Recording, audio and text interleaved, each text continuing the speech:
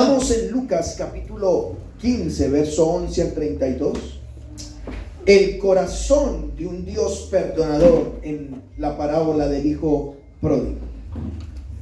Como dijimos en la enseñanza pasada, aquellos que me escucharon, los primeros 10 versículos de Lucas 15, este capítulo tiene una sola idea. Realmente es una sola idea, o la idea central es que hay gozo en el cielo por un pecador que se arrepiente. Esa es la idea de toda Lucas capítulo 15. Y el autor lo desarrolla en 3 parábolas. 2 de ellas la vimos hace 8 días. Una parábola de la oveja perdida. La otra parábola es la moneda perdida, que la vimos. Y hoy justamente vamos a ver la parábola del hijo perdido o el hijo pródigo. ¿Sí? El hijo pródigo. Que lo vimos hace 8 días con esas 2 parábolas sobre el título, lo que hace que haya gozo en el cielo.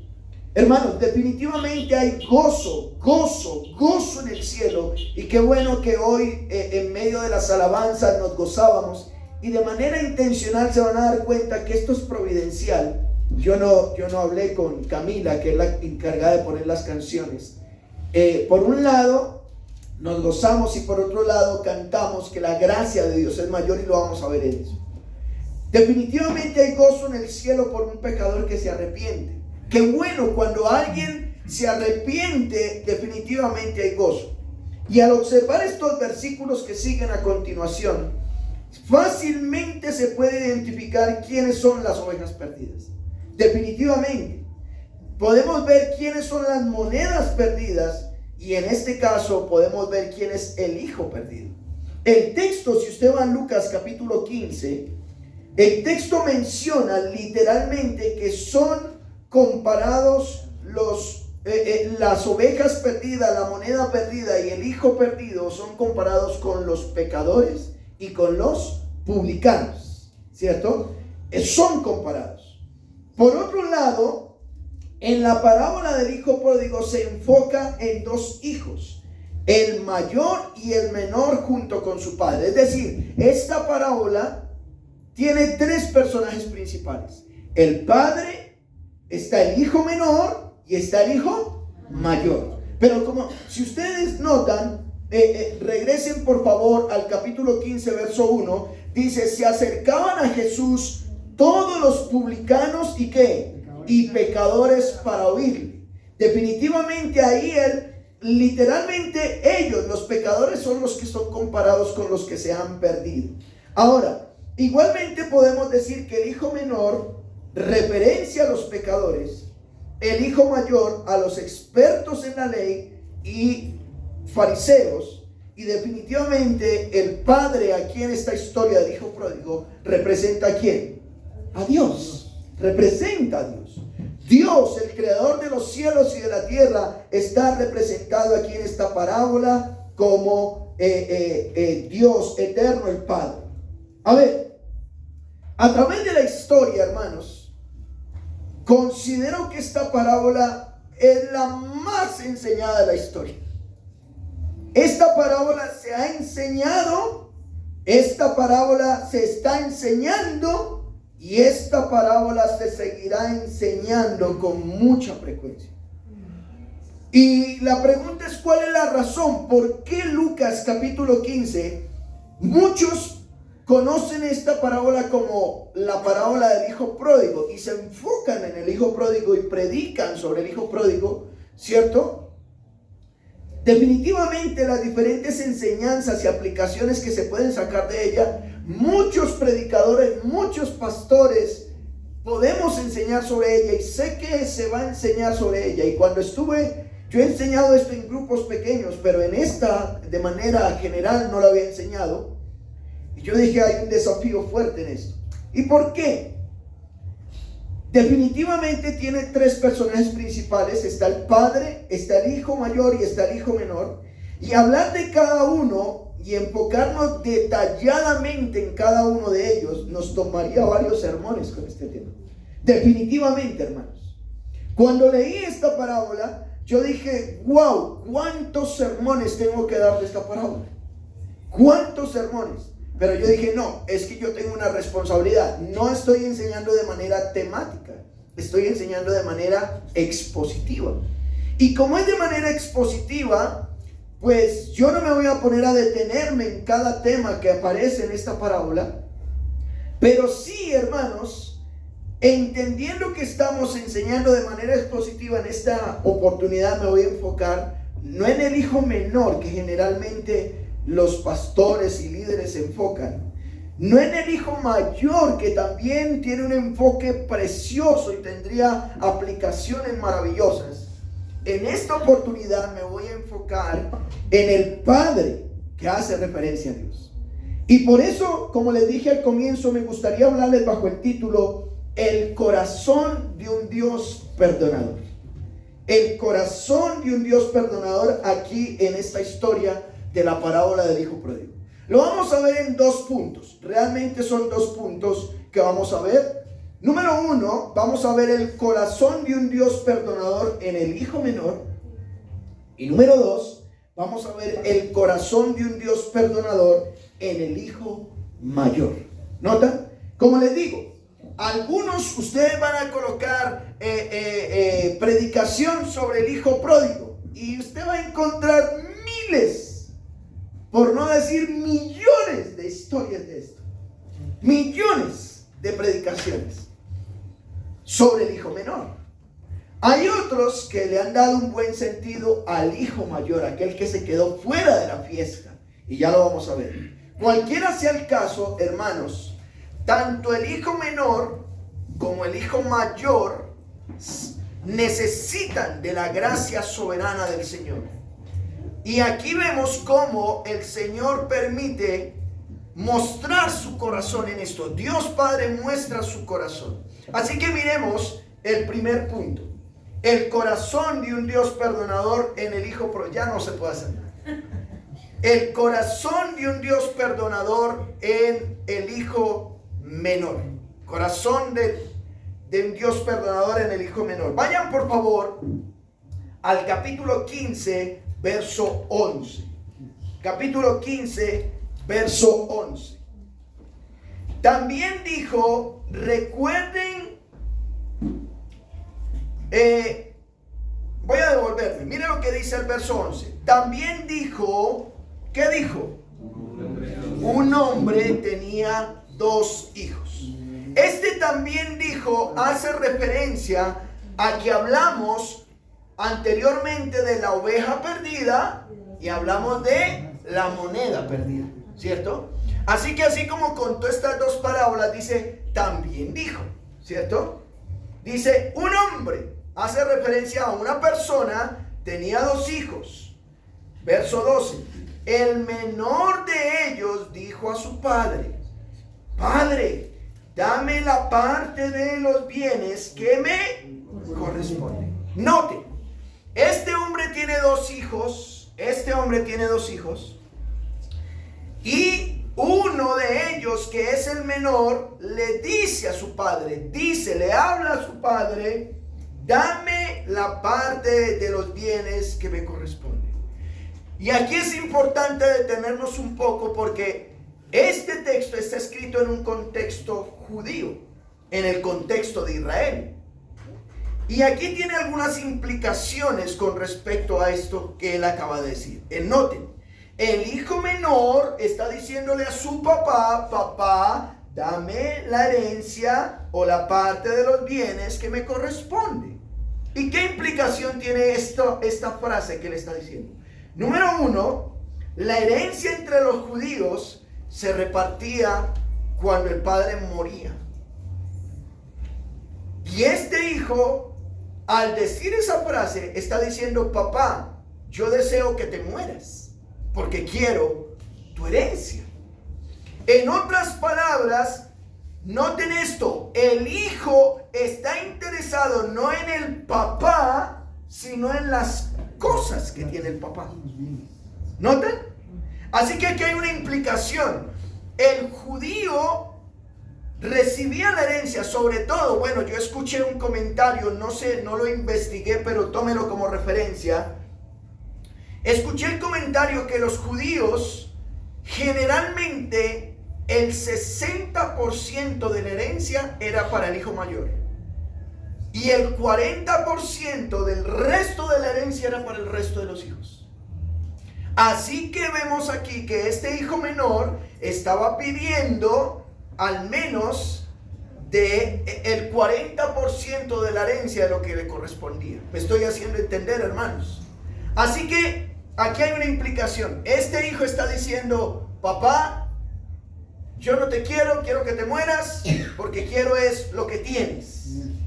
Esa es una implicación cuando él dice: dame la parte de los bienes. Número 2, en ese tiempo las herencias eran representadas en tierra y eran representadas en ganado o en ovejas o en gallinas.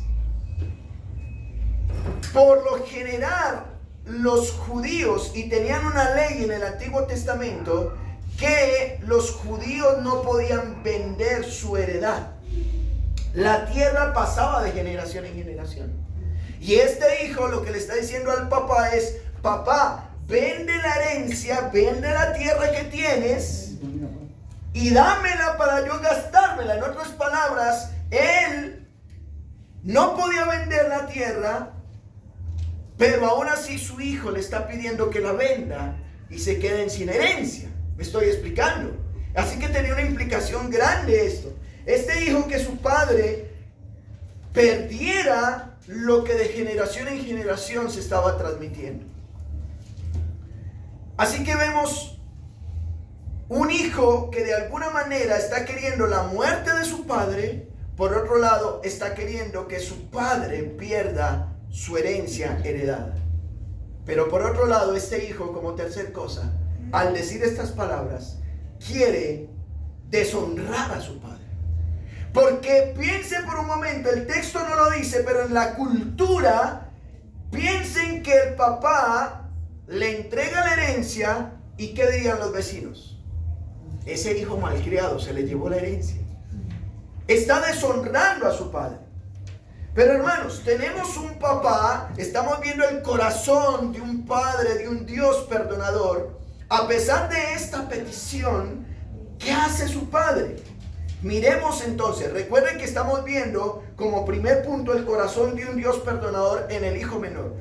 Vemos a un hijo, piense usted que es su hijo y le diga: papá, quiero que te mueras porque yo quiero es que me des la herencia. ¿Cómo te sientes? Y este hijo lo está haciendo, lo está deshonrando. Pero a pesar de eso, miremos qué hace el padre. Miremos la primera actitud del padre para con su hijo menor. Número 1, le deja que tome sus propias decisiones. Vayan al capítulo 15, verso 12, la segunda parte. El verso 12, leámoslo. Mire el verso 12 de la primera parte, pero nos enfocaremos en la segunda. El menor de ellos dijo a su padre: padre, dame la parte de los bienes que me corresponde. ¿Y qué dice? Le repartió los bienes. Aquí nota, si usted nota, este papá tenía 2 hijos y le repartió los bienes. Así que, pues el hijo mayor no le había pedido la herencia. El hijo menor sí se la pidió. Pero como el hijo menor se la pidió, el padre por un lado le deja que toma sus propias decisiones. Hijo, tú deseas mi muerte, tú deseas mi deshonra, tú deseas que nos quedemos sin heredad. Pues hijo, adelante, toma. ¿Notan el corazón de ese padre? Este padre le repartió los bienes. Miremos una segunda cosa.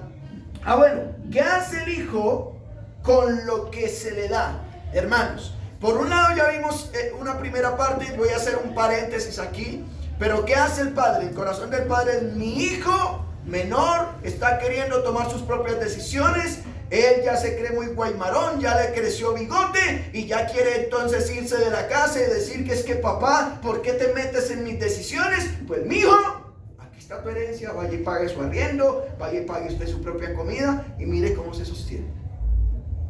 Él le entregó la herencia. ¿Qué hace el hijo con esa herencia? Vayan al verso 13. No muchos días después, juntándolo todo el hijo menor, ¿qué fue todo lo que juntó? la herencia, lo que recibió, al menos ese 40%. Se fue lejos a una provincia apartada y allí desperdició sus bienes viviendo perdidamente. O sea, este hombre dijo: amigos, amigas, llamen, rumba, trago, bailes, una cosa, otra, me voy para Las Vegas, me voy para otro país, y se gastó todo, dice que viviendo perdidamente. Verso 14.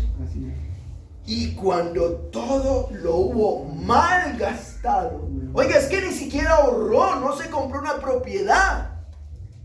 Cuando todo lo hubo mal gastado, vino una gran hambre en aquella provincia y comenzó a faltarle. ¿Notan? Se gastó todos sus ahorros, se gastó toda la herencia. Y esto hace que este hombre definitivamente diga: en esta provincia hay hambre y ahora me hace falta mi plática. ¿Por qué tanto helado para la novia? ¿Por qué tantos regalos para la novia? ¿Y por qué tanto malgaste? ¿Qué sé yo? ¿Qué dijo él? Gastó todo. Cuando hubo faltado, ¿qué hizo él? Verso 15. Fue y se arrimó a uno de los ciudadanos de aquella tierra, el cual le envió a su hacienda para que apacentase ¿qué? Cerdos. Hermanos, como les digo, el enfoque no es el hijo menor, el enfoque es el corazón del padre. Por eso estoy pasando esto rápido. Lo que sí es cierto es que este muchacho, cuántos años tenía no nos dice, pero tomó la herencia y se fue y la malgastó, gastó todo. ¿Saben una cosa? Lo peor que le puede haber pasado a un judío es tener contacto con cerdos. Un judío no come cerdo, porque hay una ley que dice que el cerdo es dañino, no pueden comer cerdo. Pero este hombre estaba tan mal, sin dinero, sin familia, lejos de su padre, había menospreciado a su padre, que dice que se arrimó, buscó a ver qué había de los ciudadanos de aquella tierra, el cual lo envió a su hacienda para que apacentase cerdos. Pero en medio del desespero, dice que el verso 16, deseaba llenar su vientre de las algarrobas que comían los cerdos, pero nadie le daba. ¿Saben una cosa, hermanos? Una cosa es estar entre cerdos, otra cosa es comer la comida de los cerdos. Y estaba tan mal este muchacho que al menos dijo: yo quiero comerme eso que los cerdos están comiendo. ¿Qué dice el hijo menor en medio de esto? Piense, por un momento ha deshonrado a su padre, por otro momento ha perdido la tierra de su padre, por otro momento ha hecho que definitivamente dice: yo no tengo papá porque deseé su muerte, le pedí la herencia. Así que, ¿qué dice el hijo para sí mismo? Verso 17, después de todo esto que le pasó. Volviendo en sí. Ese volviendo en sí, hermanos, es como: ¿qué estoy haciendo? ¿Qué hice? ¿En qué momento me metí en esto? ¿Me explico? Aquí hace referencia, aunque el texto no lo dice, aquí hace referencia a arrepentimiento. Él está arrepentido. Él sabe que cometió un error. Y dice, por favor noten en sus Biblias, ahí hay un signo de admiración. ¿Sí? Dice: ¿cuántos jornaleros en casa de mi padre tienen abundancia de pan y yo aquí perezco de hambre? O sea, ya no tengo nada que hacer, ya el pasado ya pasó, ya me gasté todo, mis amigos me abandonaron. Porque saben una cosa, cuando usted tiene plata, ahí sí hay amigos. Cuando usted tiene que gastar esas polas que cada 8 días tiene que gastarle ese amigote, el día que usted no se las gaste, ya no hay amigos. El día que usted deje de darle a la gente, ese día se le convierten en sus enemigos. Y así le pasó a este muchacho. Ya no tenía, Y ahora sus amigos eran los cerdos, los que para Dios tenían que ser sus enemigos. Y ahora entonces, él como que dice, a ver, yo soy un ser humano, no soy un cerdo. Yo no, ¿se imagina cómo olía este hombre? Yo no sé si usted ha tenido la oportunidad de estar cerca de una marranera. Sí. Vean, las marraneras por mi pueblo, donde es mi papá, antes tenían marraneras, hermanos, y las marraneras generalmente son lejos, y los marranos comen algo que allá le llamamos aguamasa o la masa, y es todo el desperdicio, y eso hasta hierve de lo podrido que está. Y algunos dicen, y qué rica la carne, pastor. Pues por eso es dañino, porque es como usted comer chulo, ¿cierto? No me voy a meter en eso si come o no, yo de vez en cuando como, pero no lo hago por religión, es por salud. El tema es que este hombre está en medio de eso, en la casa de mi papá, que era lejos. A veces el viento soplaba desde las marraneras hacia nosotros, era lejos, y eso olía a 1000 demonios, hermano. Este hombre estando en medio de la marranera como que dice, a ver, ¿qué está pasando con mi vida? ¿Me hago entender? Vuelvo y le digo, yo no me quiero enfocar porque aquí nos detendríamos a ver, y esto es lo que pasa. ¿Saben una cosa? Esto está haciendo referencia a lo que pasa con el ser humano, con el pecado. La gente, Dios lo ha bendecido, se gasta la plata en pecado, está en pecado, sigue viviendo en pecado, pero de repente viene un arrepentimiento genuino puesto por Dios.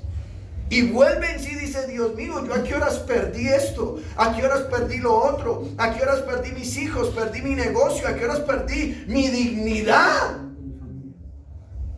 Y él se admira y dice, allá en la casa de mi padre hay abundancia de pan y aquí yo estoy aguantando ¿qué? Hambre. ¿Qué dice? Al menos, hermano, yo subrayé aquí varias cosas. Verso 18. Número 1. Me levantaré e iré a mi padre. ¿Me hago entender? No es simplemente identificar el error, sino salir de ese error. Sacúdase, mijito. Me levantaré e iré a mi padre y le diré. Él va a expresar. ¿Qué expresa? He pecado contra el cielo y contra ti. Hermanos, aquí vemos cómo este hombre reconoce que lo que hizo es pecado. Pero me llama la atención, el texto tiene algo particular. Él dice, pequé primeramente contra el cielo, contra Dios. Lo que hice es un resultado de pecado. Y luego contra ti. Él en su mente tiene diciendo, Señor, ¿yo qué estoy haciendo de por Dios? Aquí hay un genuino arrepentimiento. Este hombre está arrepentido y dice, me levantaré e iré a mi padre. O sea, yo ya no puedo seguir en vergüenza, ya no puedo seguir en escarnio. Y diré, Padre, he pecado. Notan como dice el salmista, contra ti he pecado. Hermanos, cuando usted le falla a su esposa, cuando usted le falla a su esposo, cuando usted le falla a sus hijos, cuando le falla al pastor, cuando le falla a la sociedad, el verdadero arrepentimiento viene cuando usted dice, definitivamente primero fue que me aparté de Dios, por eso terminé haciendo esto. Primero pequé contra Dios, me alejé de Dios y luego sí contra la persona. ¿Y qué dice el verso 19? Ya no soy digno. No es tu hijo. ¿Saben una cosa? Aquí es donde yo digo, hay gente que su arrepentimiento es con lágrimas de cocodrilo, que piensan que le hacen un favor a Dios al regresar a los caminos de Dios. Ay, para que el pastor mire que definitivamente es, lo acompaño para que la iglesia no se vea tan desocupada. No, a mí no me haces un favor. A mí no me haces un favor. Este hombre dice, he pecado contra el cielo, contra ti, ya no soy digno de ser llamado tu hijo. ¿Notan? Hazme como uno de tus jornaleros. Este hombre la tiene clara. Este hombre está realmente, genuinamente arrepentido. Aquel que reconoce su podredumbre de pecado viene delante de Dios y dice, Señor, he fallado, tú me permites volver, yo tengo en mente. Él dijo para sí, yo quiero ir y quiero decirle, hazme al menos uno de tus jornaleros. ¿Saben? Los jornaleros eran los que no tenían que ver con el Padre, pero recibían un pago y ya. Estaban los mayordomos y los fieles ahí. Pero este jornalero era uno que se ganaba el diario, pero no tenían un contrato directo con el Padre. El hijo está tan arrepentido que dice, óigame, yo voy a ir a mi padre y le digo, vea, yo no siquiera soy digno de ser hijo tuyo, pero por favor hazme un jornalero, yo quiero trabajar jornal, pero al menos quiero estar a tu lado. ¿Me explico? A ver, él piensa para sí, piensa en sí lo que está ocurriendo, pero en el tema de esta parábola, no solamente lo piensa y lo dice, sino que lo hace. Lo hace. No solo es decir, sino hacer. Hermanos, hay gente que dice, ay sí, algún día yo voy a ser genuino creyente. Yo me voy a acercar a Dios. Lo dicen, pero la pregunta es, ¿lo hacen? Yo hago la pregunta. Habían 5 sapitos en una piedra. Uno de ellos decidió lanzarse al río. ¿Cuántos quedaron en la piedra? 4. 5, porque solo decidió, no se lanzó. ¿Me explico? Este hombre no solamente lo dice, sino lo que hace. Lo hace, verso 20, mire lo que dice. Levantándose y levantándose, es decir, lo pensó y levantándose, vino a su padre. Verso 21 dice, y el hijo le dijo, Padre, él no había pensado, pero ahora lo dijo, he pecado contra el cielo y contra ti, ya no soy digno de ser llamado tu hijo. Este hombre la tiene clara, sabe lo que ha fallado. Y como le dijo, esto se compara al pecado del ser humano. Vuelve en sí. Pero como no estamos hablando del hijo, vuelvo y digo, no me va a enfocar mucho. Miremos la segunda actitud del padre para con su hijo. Ya vimos la primera. ¿Cuál fue la primera? Lo dejó tomar decisiones. Le entregó su herencia. Vaya, hágale solito. ¿Cuál fue la segunda actitud del padre para con su hijo? Es movido a misericordia. Es movido a misericordia. Vayan al capítulo 15, verso 20, la segunda parte. Mira lo que dice. Y cuando aún estaba lejos, ¿qué dice?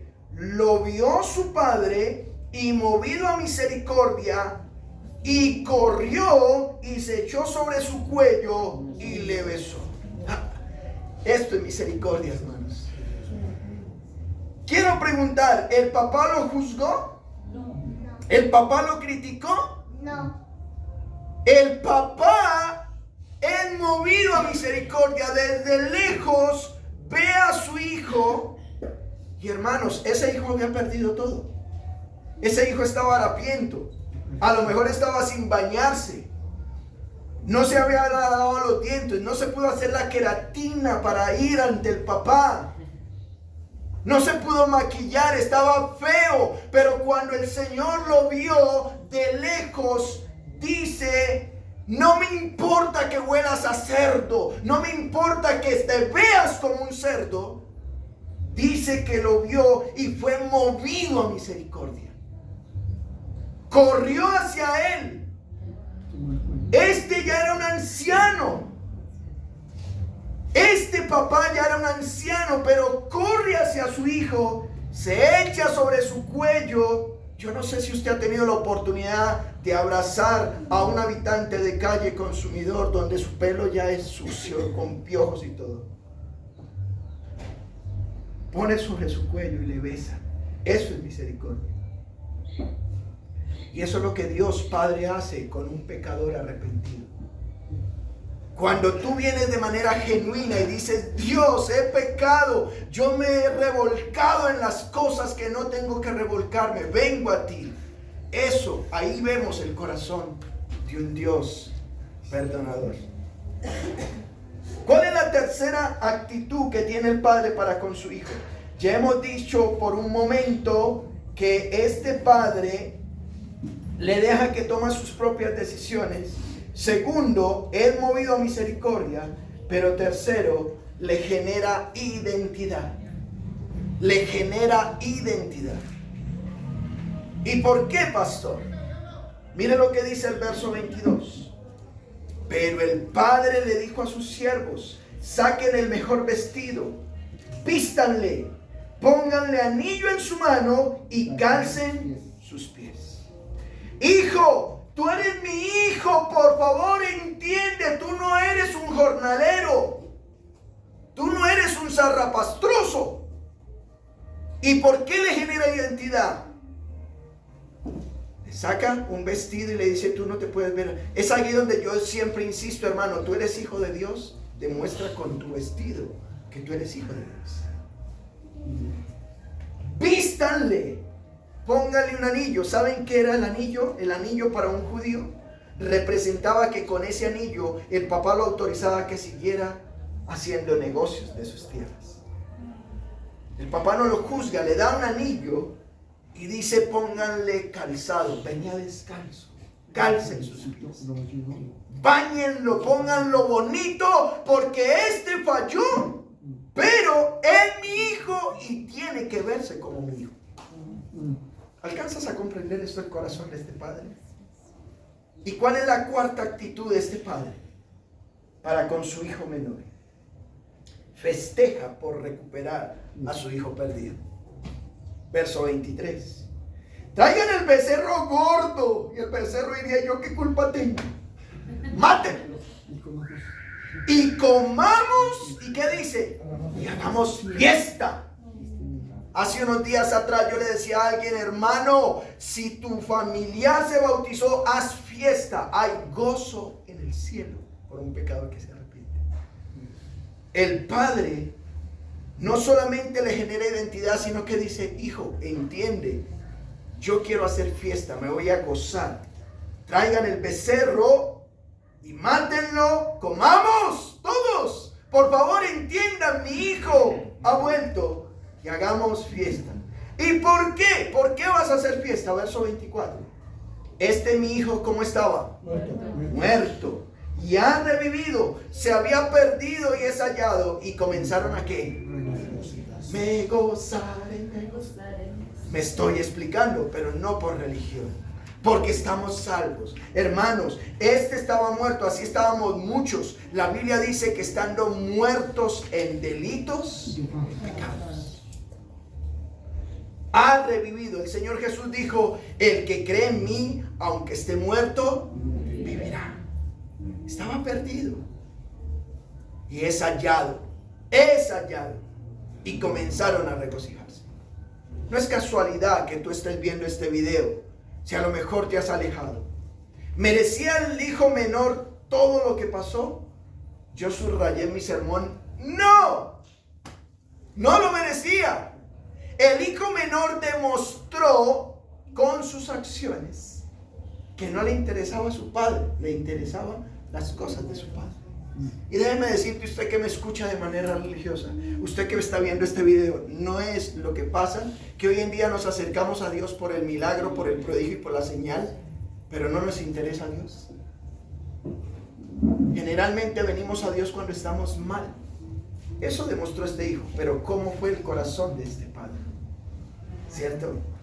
Pero el corazón de un Dios perdonador estaba ahí para perdonarlo. Ahora, quiero preguntar, si Dios lo hizo con este hijo, ¿lo puede hacer con un pecador que se arrepiente? ¡Amén! Lo puede hacer. Miremos como segundo punto el corazón de un Dios perdonador en el hijo mayor.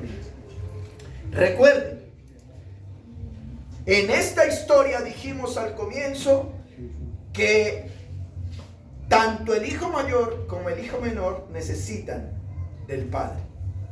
Los dos estaban equivocados y ya lo vamos a ver. Los dos merecían misericordia. ¿Qué hace el hijo mayor frente a este suceso? ¿Qué actitud tomó? Primero, cuestiona lo sucedido. Mire lo que dice el verso 25. Y el hijo mayor estaba en el campo. Y si estaba en el campo, ¿qué estaba haciendo? Trabajando. Y cuando vino, llegó cerca de la casa, oyó la música y las danzas. Estaban gozándose con el hijo. Este sinvergüenza, tras del hecho de que gastó toda la plata en Las Vegas y viene a tragarse la plata acá. Había fiesta por el pecador arrepentido. ¿Y qué hace el hijo mayor? Verso 26. Y llamando a uno de sus criados, le preguntó qué era aquello. Verso 27. Y él le dijo: tu hermano ha venido y tu padre ha hecho matar el becerro gordo para haberle recibido, por haberle recibido ¿qué? Bueno y sano. Entonces, número uno, cuestiona. Él cuestiona lo que está sucediendo.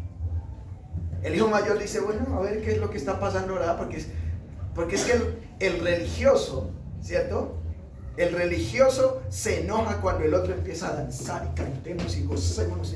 Si lo conociera este pecador como es para en la casa, y míralo ahí como danza. Él no se mira a sí mismo. Me hago entender, es que en la iglesia hay muchos hijos mayores también. Dos, se enoja por lo sucedido. Se enoja. Mire lo que dice el verso 28. Entonces, ¿qué pasó cuando cuestionó lo sucedido? Se enojó y no quería entrar. Hermano, este hijo mayor se atrevió a decirle al Señor, a su papá: qué pena, cónsense con él, yo no entro a la fiesta. ¿Saben que el corazón de este hombre, ya lo voy a decir qué características tenía él? No quería perdonar, pero aquí vemos el corazón del Dios perdonador. Este hijo mayor, su religiosidad lo llevó a quedarse fuera de la fiesta. Hay muchos religiosos que no van a entrar al cielo porque se creen mejores que Dios. ¿Y por qué salvaste a este? ¿Y por qué salvaste a este? Miren lo que dice. Él reclama por lo sucedido, verso 29. Mas él respondiendo dijo al padre: he aquí, tantos años te sirvo, no habiéndote desobedecido jamás, y nunca me has dado ni un cabrito para gozarme con mis amigos. Pero cuando viene este hijo sin vergüenza, rapastroso, palabras añadidas del predicador, ¿qué has consumido tus bienes con rameras? Dice, has hecho matar para el becerro gordo. Él reclama por lo sucedido.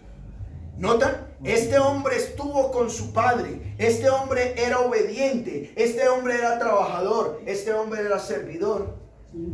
Pero no quiso entrar a la fiesta. Este hombre también tenía un problema. Escuchen esto. Este hombre también tenía un problema. ¿Y cuál era? No le interesaba a su padre. Aunque estuvo siempre ahí, le interesó lo que su padre tenía. Por eso reclamó: no me has dado un becerro a mí también, para gozarme con mis amigos. Me estoy explicando. Hay gente dentro de las iglesias que oran, ayunan, claman, hacen, estudian, pero nunca tienen contacto con Dios. No quieren conocer a Dios. También hace referencia al hijo mayor. ¿Por qué? Porque les interesa no Dios, sino lo que hace Dios. ¿Estoy siendo claro? A pesar de esto, ¿qué hace el padre? Estamos viendo, no esto, vuelvo y digo, yo me podría detener aquí, pero a pesar de esto, ¿qué hace el padre? Primera actitud del padre para con su hijo menor: le ruega para que entre a la fiesta. En otras palabras, le dice: hermano, perdone. Perdone, hermano, ¿qué le cuesta perdonar? Ya, párelo. Ay, pero es que es hermanito, pastor. Perdone y arranque, hermano. Verso 28 en la segunda parte dice: salió por tanto su padre, ¿y qué dice? Le rogaba que entrase. Vea, hijo, entre a la fiesta. ¿Qué implicaba entrar a la fiesta? Ver al hermano que se había malgastado toda la herencia, que había hecho tantas cosas, y atrás de hecho perdonarlo. El padre le ruega a su propio hijo: entre a la fiesta. Notan que este hijo también tenía problemas. ¿Cuál es la segunda actitud del padre para con su hijo mayor? Le muestra los privilegios de estar en la fiesta. Le muestra los privilegios. Mire lo que dice el verso 31. Entonces le dijo: hijo, tú siempre estás conmigo y todas mis cosas que son tuyas. Hijo, o sea, ¿cuál es tu reclamo? Entra a la fiesta y todo esto, gózate también. ¿Y cuál es la tercera actitud del padre para con su hijo mayor? Le afirma que es necesario hacer fiesta. Le afirma. Mire lo que dice el verso 32. El verso 32 dice: mas era necesario hacer ¿qué? Fiesta y regocijarnos. Era necesario hacer fiesta. Ay, pero pastor, es que tal cosa, tal otro. ¿Y por qué? Porque tu hermano era muerto y había ¿qué? Ya revivido. Se había perdido y es hallado. Aquí está. Este hijo mayor también necesitaba del padre. Pero el padre aquí, lo que está haciendo es definitivamente diciéndole: hijo, regocíjate porque estos necesitan también arrepentimiento. Hermano, el hijo menor, ¿por qué se arrepintió? Porque es un arrepentimiento genuino. Si tú has estado divagando en el pecado, si has estado haciendo cosas, quiero que mires el corazón del Padre. Si tú has fallado, Él te recibe. Ven en fe, ven con profundo arrepentimiento. ¿Sí? Así empezó el Evangelio del Señor. Empezó diciendo: arrepentíos y convertidos, porque el reino de los cielos se ha acercado. Todo empieza ¿con qué? Con arrepentirse, con reconocer que no me creo más que otro, que he fallado, que he perdido todo. Pero a pesar de todo lo malo que hayas hecho, Dios te puede perdonar. Pero si estás en la iglesia y tienes la actitud de que eres bueno, de que siempre estás ahí, que solo obedeces y vea, pastor, yo sí lo hago y él por qué no lo hace así, pues hermano, también necesitas en tu corazón disfrutar de la fiesta. Quiero concluir. ¿A cuál de los dos hermanos estás representando? Porque tenemos tres. Tú no puedes ser el padre, ni yo puedo ser el padre. Él representa a Dios. O eres el hijo menor, o eres el hijo mayor. Cualquiera sea el caso, los dos necesitamos arrepentirnos. No importa si eres religioso, Dios quiere que perdones y no solo entres a la fiesta, sino que disfruta de ella. Disfruta de la fiesta, hermano. Disfruta de lo que Dios tiene para contigo. Pero si hoy dices: me he apartado de Dios, es que hay gente que son, ¿cierto? Son históricos. Es que yo fui, es que yo hice, es que yo... No, eso ya quedó atrás, mítico. Hoy, ¿qué estás haciendo? Hoy, si tú te has apartado de Dios, ¿cierto? Me he apartado de Dios, dices tú, y he hecho con mi vida lo que no Dios quiere conmigo. Este sea el día en que tú digas: Dios, vuelve en sí, ya no te revuelques más en el pecado. Ya no estés siendo objeto de burla de tus vecinos y de tus amigos. Vuelve en sí. Señor, he pecado contra el cielo y contra ti. Vuélvete al Señor en arrepentimiento.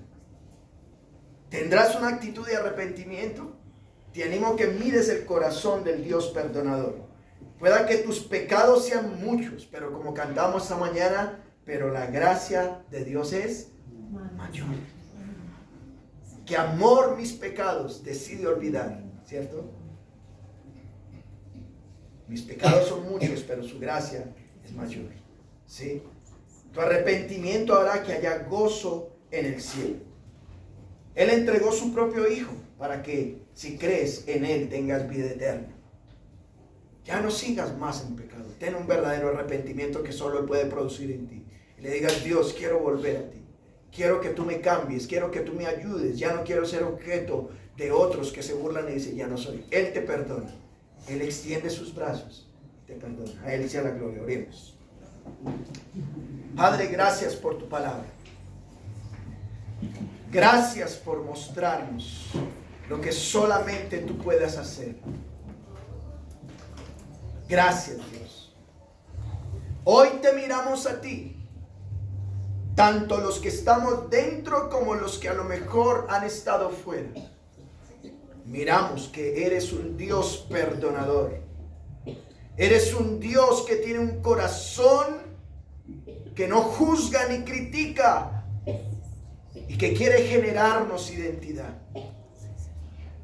Padre, hoy devuélvenos la identidad. Somos tus hijos en lo que hablamos, en lo que nos comportamos, en lo que nos vestimos, en lo que hacemos. Permítenos disfrutar de la fiesta. Permítenos entrar a la fiesta y gozarnos contigo. Queremos ver tu rostro alegre, porque aunque estuvimos muertos en delitos y pecados, tú, Señor, ahora te alegras porque yo pueda regresar a ti. Padre, hoy oramos a ti y damos gracias por tu amor inmerecido para con nosotros, tanto los que estamos adentro como los que estamos fuera. Y ayúdanos para que no te miremos por lo que haces, sino que te miremos por lo que eres. Y eso traerá gran bendición para nuestras vidas. Oramos en Cristo Jesús. Amén.